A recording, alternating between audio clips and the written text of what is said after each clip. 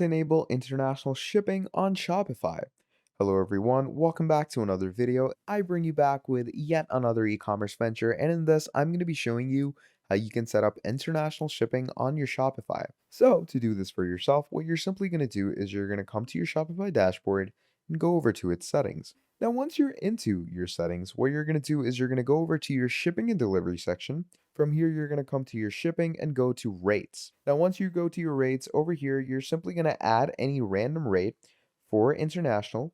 Now, as you can see, I already have two rates, but you're going to add a standard rate for yourself.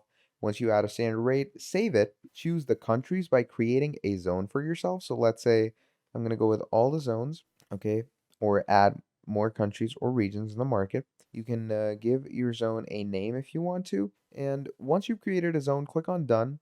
And once we do all of that, we're pretty much good to go. So yeah, that's pretty much about it. Thank you for watching, and I'll see all of you next time. Goodbye.